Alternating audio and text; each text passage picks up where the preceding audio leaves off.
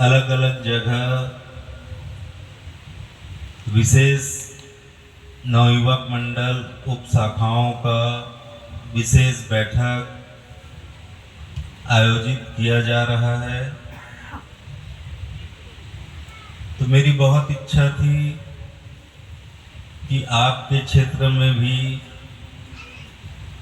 श्री सतगुरु कबीर नवयुवक मंडल के उप शाखाओं का एक विशेष बैठक आयोजित हो।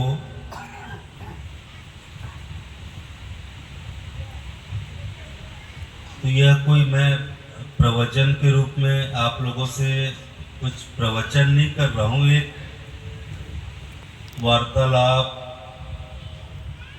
कुछ नियम हैं, कुछ विशेष, कुछ आग्रह कर रहा हूँ कि अधिक से अधिक मात्रा में हमारे युवक साथी श्री सतगुरु कबीर नवयुवक मंडल में जुड़े, उसकी सदस्यता प्राप्त करें। तो अधिकांश भारतीय राष्ट्र में के विभिन्न राज्यों में, गांवों में, शहर के अलग अलग मोहल्लों में नवयुवक मंडल की स्थापना हुई है। और जैसे एक उदाहरण के रूप में हमारे रायपुर शहर में करीब 15 से 16 अलग अलग मोहल्लों में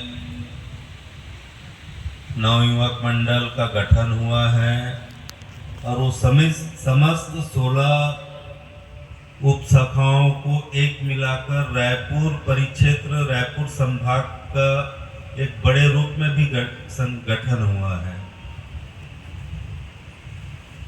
तो यहाँ मुझे जानकारी नहीं है कि कितने जगह श्री सतगुरु कबीर नवयुवक मंडल का गठन हुआ है। मैं महान साहब जनों से चर्चा कर रहा था कि विभिन्न जहां हमारे कबीरपंथी भाई परिवार अधिक संख्या में है, वहां कम से कम 11 सदस्य के नवयुवक एक संगठन बनाएं, शुरुआत 11 सदस्य से करें और 11 सदस्य मिलकर आप कोई अध्यक्ष का पद आपस में तालमेल मिलाकर, कोई अध्यक्ष का पद, उपाध्यक्ष का पद, सचिव का पद, कोषाध्यक्ष का पद, यह आम सहमति से प्राप्त कर दामाखेड़ा पधार कर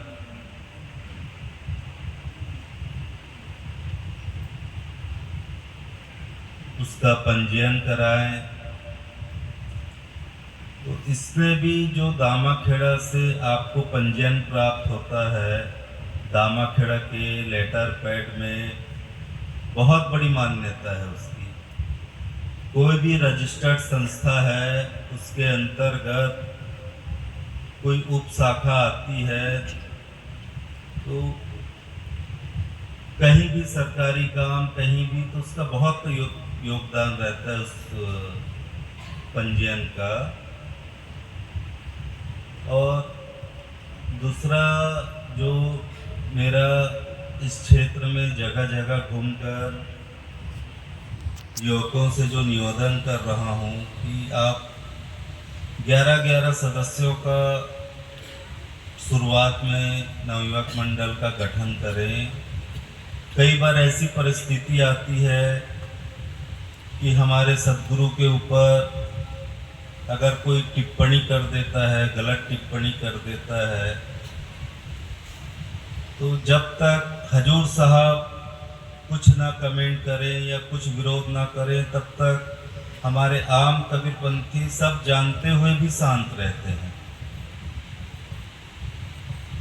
तो हमारे आपके रहते अगर सतगुरु कबीर साहब वंश 42 के ऊपर या कबीर पंथ समाज के ऊपर, हमारे ऊपर, आपके ऊपर अगर कोई उंगली उठा रहा है, कोई दूसरा अपशब्दों का इस्तेमाल कर रहे हैं, तो हम क्यों हजूर साहब को कष्ट दें? ये तो हमारा फर्ज है कि हम इसका विरोध करें।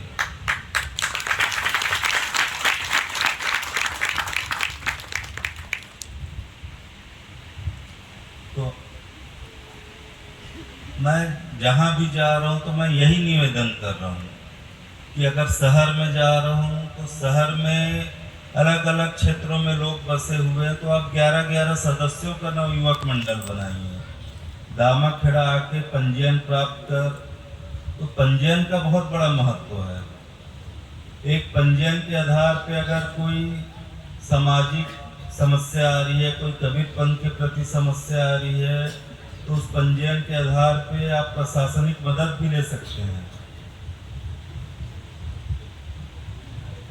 तो यहाँ मेरी निवेदन है कि जितने जगह कबीरपंथ समाज से ज़्यादा कबीरपंथ समाज है, तो 11 नवयुवक साथी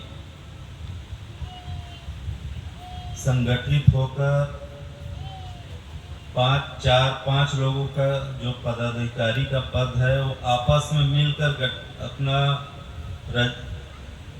उसमें रजामंदी बनाए कि कौन अध्यक्ष कौन उपाध्यक्ष रहेगा। और पहले 11 सदस्य आकर दामाखेड़ा से पंजीयन प्राप्त करें। उसके बाद जितने भी सदस्य अपनी इच्छा से जुड़ रहे हैं या प्रचार करके जोड़े, 100, 150, 200, जितना सदस्य जोड़ेंगे उतना ही हम कबीरपंथी और आप समाज के लोगों के लिए बहुत लाभदायक है। सामाजिक कुछ कठिनाई आती है, उसमें सब नवयुवक मंडल, आमीन माता महिला मंडल मिलकर एकरूपता आने से प्रशासन भी सचेत हो जाती है, विरोधी पार्टियां भी सचेत हो जाती है। हम कुछ बिखरे हुए हैं कबीरपंथ समाज, तो कुछ धार्मिक संगठन है, प्रशासन है, ये हम कबीरपंथी समाज को कोई महत्व नहीं देते जब तक कि उनका सामना नहीं होता। जैसे उदाहरण के लिए, जब प्रथम बार बांधवगढ़ धाम में महायज्ञ एकोत्री आरती संपन्न हुई, तो जितने भी शासकीय गवर्नमेंट विभाग था, वहाँ पर हमने लिखित में आवेदन दिया कि करीब 50,000 60,000 भक्तगण आएंगे। तो लगभग सभी अधिकारियों ने इसका मजाक उड़ाया, इस जंगल में इतने लोग कहाँ से आएंगे। और जब सदगुरु की कृपा हुई तो जनसंख्या 1 लाख से ऊपर हो गई।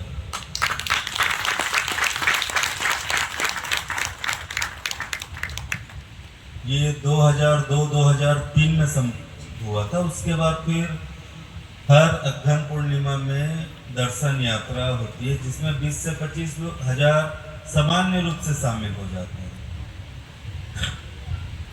तो जब तक ये एकजुटता नहीं देखते कबीरपंथी, तब तक इनको विश्वास नहीं होता। और मैं आपको बताऊं कि हमारे भारतवर्ष में, भारत राष्ट्र में आज से 22 साल 25 साल पहले 3.5 करोड़ से ऊपर कबीरपंथी, जो आज संभवतः 5 करोड़ से ऊपर हो गए हैं सिर्फ भारत में। हमारे छत्तीसगढ़ में 38 से 42 लाख, मतलब 38 लाख से 42 लाख कबीरपंथी है। और हिंदू संप्रदाय के सभी समाज,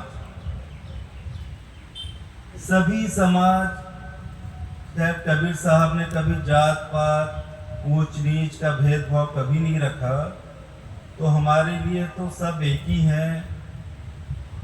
हम कभी वर्ण में कौन नीचा है कौन ऊंचा है, हम कभी इसको महत्व नहीं दिए। बस हम इतना जानते हैं कि ये सतगुरु के दास हैं और हमारे गुरु भाई हैं। आप सब हमारे गुरु भाई हैं, क्योंकि आप लोग का संबंध, हजूर साहब जब नाम दान देते हैं तो नामदान के अंतिम में साहब बोलते हैं कि आज से आप लोग का संबंध सीधा सदगुरु से है। हम भी सदगुरु के शिष्य हैं, चरण धूल हैं, आप भी शिष्य चरण धूल हैं। तो एक व्यवस्था के नाम से मैं ऊपर बैठा हुआ हूँ, नहीं तो मैं आप ही के जैसे एक गुरु भाई हूँ आप लोग का।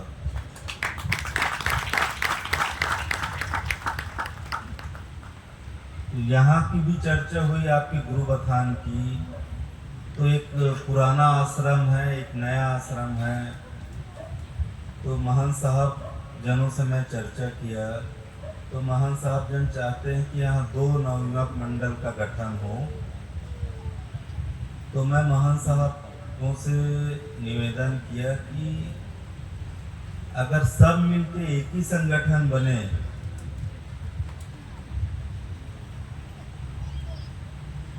तो कुछ ऐसी बातें सामने आई कि अगर मैं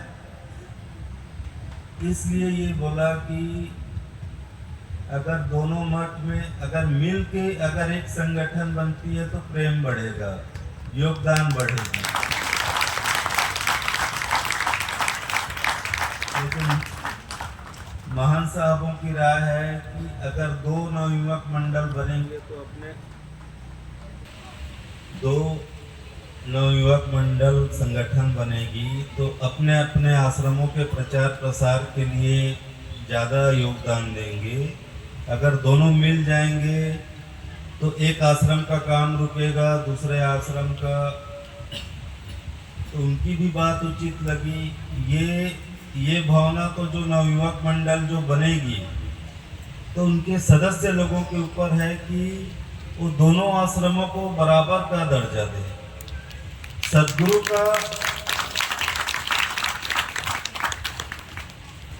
सदगुरु कुटी या सदगुरु आश्रम, आश्रम मतलब जहाँ हमें आश्रय मिलता है, जहाँ हमें आशीष मिलती है। तो हमारे लिए क्या छोटा क्या बड़ा, हमारे लिए सदगुरु का आश्रम मतलब सदगुरु का आश्रम। तो कोई भी महान साहब गुरुजन हो तो गुरुजन मतलब गुरुजन होते हैं। मतलब ठीक है, आप मुझसे दीक्षा लिए, आप मंगलदास साहब से दीक्षा लिए, आप भक्त साहब से दीक्षा लिए, तो ऐसा नहीं कि आप सिर्फ मेरा सम्मान कीजिए। अगर आप मुझसे दीक्षा लिए तो ये आपका फर्ज भी है कि आप मंगल साहब का भी सम्मान करें, भक्त साहब का भी सम्मान करें।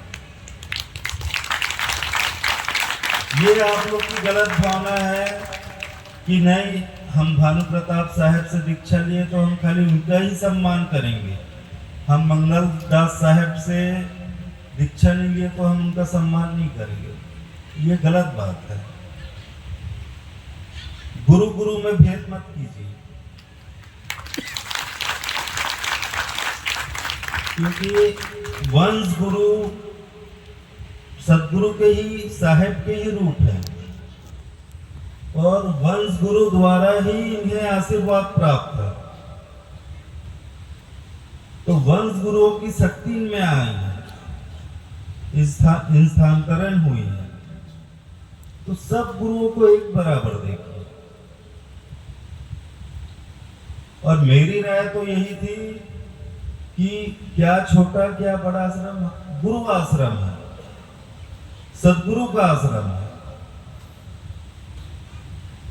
और अगर आप लोगों का ऐसा लगता है कि 2 अलग अलग ग्रुप बन के अगर ज़्यादा प्रचार प्रसार हो सकता है तो निश्चित रूप से आप 2 नवयुवक मंडल बनाइए, लेकिन ऐसा नवयुवक मंडल बनाइए कि शरीर 2 रहे, आत्मा 1 रहे, कि सुख दुख में सब मिलकर साथ हैं। वैसे ही आमीन माता महिला मंडल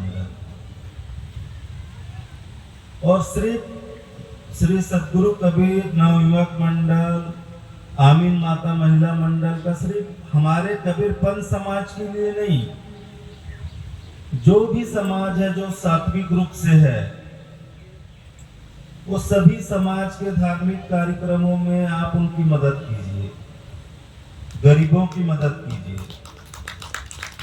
जहाँ सेवा का मौका मिलता है वहाँ सेवा कीजिए, बस वो जगह सात्विक हो, हमारे सदगुरु के वाणी वचनों के हिसाब।